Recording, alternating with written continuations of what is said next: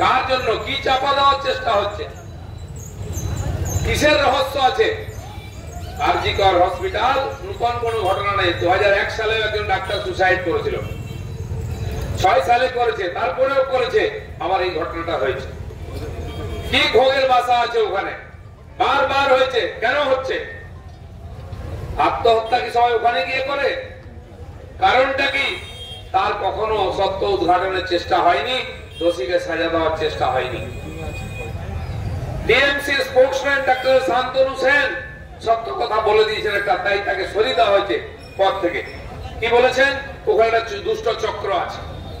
চক্রটা হয়তো উনি ডিটেলস বলেননি। 600 কোটি টাকার ওষুধ, সরকারি ওষুধ ওখান থেকে বিক্রি হয়ে যায়, লুট হয়ে যায়। ওখানে যে জিনিসপত্র ব্যবহার হয় ওয়েস্টেজ, সেগুলো বিক্রি হয় আজকাল, সেগুলো মেহেদি জিনিস তৈরি হয়, বাংলাদেশে চলে যায়। কারা করে একটা? এমনকি বাইরের মেয়ে নিয়ে আসা হয়, ওখানে ভর্তি হয়, ওখানে পুরো ফিল্মের শুটিং হয় হস্টেলে। এটা জানার পরে যে প্রতিবাদ করে তাকে মেরে টাঙিয়ে দেওয়া হয়, নাহলে মাথা থেঁতলে দেওয়া হয়। হয় তুমি জেনে গেছো তো আমাদের সঙ্গে থাকো, ভাগ নাও, নাহলে তোমার বাঁচার অধিকার নেই।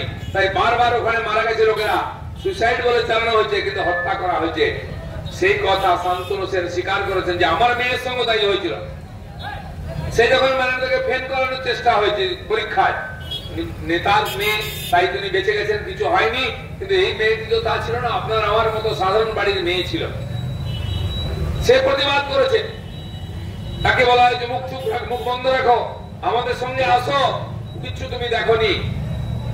তারপরে চুপ করেনি, তাকেও ফেল করানোর চেষ্টা হলো, তাকে ধমকি দেওয়া হয়েছিল, শেষ পর্যন্ত মেরে ফেলা হয়েছে। ওই কলেজের প্রিন্সিপাল সন্দীপ ঘোষ, যাকে সাসপেন্ড করালো, সাসপেন্ড করায়নি, তিনি পদত্যাগ করে দিলেন। কারণ জনরোষে পিটিয়ে মেরে দেবে লোক, যেভাবে রেখে গেছে, যে আন্দোলন চলছে। ওখান থেকে ওনাকে নিয়ে গিয়ে অন্য কলেজে প্রিন্সিপাল করা হলো। আর এটা প্রথমবার নয়।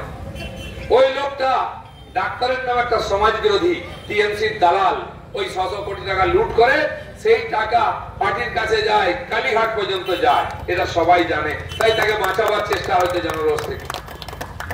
এর আগে উনি ট্রান্সফার হয়েছে উত্তরবাংলায়, 24 ঘন্টার মধ্যে উনি ফিরে চলে এসেছেন।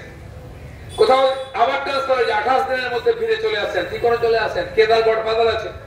প্রথমত দিলীপ বাবু এই পর্নোগ্রাফির বিষয়টা ভালো বলতে পারবেন, কারণ ওই ত্রিপুরার যে বিধানসভা, ত্রিপুরা বিধানসভা আপনাদের মনে থাকবে বিজেপির বিধায়ক পর্নোগ্রাফি দেখতে গিয়ে ধরা পড়েছিল এর আগে।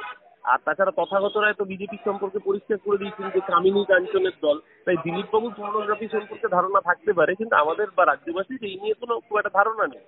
আর ওনার কাছে যদি সুনির্দিষ্ট খবর থাকে তাহলে নিশ্চিতভাবে উনি সেটা সিবিআইকে জানান। সিবিআই তো সেন্ট্রাল এজেন্সি, তাদের তো জানার তো অসুবিধা নেই। দিলীপ বাবুর কাছে যখন সুনির্দিষ্ট অভিযোগ, তাহলে সেই অভিযোগের কথাগুলো উনি জানান। আর রিগার্ডিং পর্নোগ্রাফি দিলীপ দা এটা বলতেই পারেন, কারণ কামিনী কাঞ্চনের দল যারা, তারা এই বিষয়ে ভালো বুঝবে, এটা আমাদের থেকে নিশ্চিতভাবে তারা ভালো বুঝবে।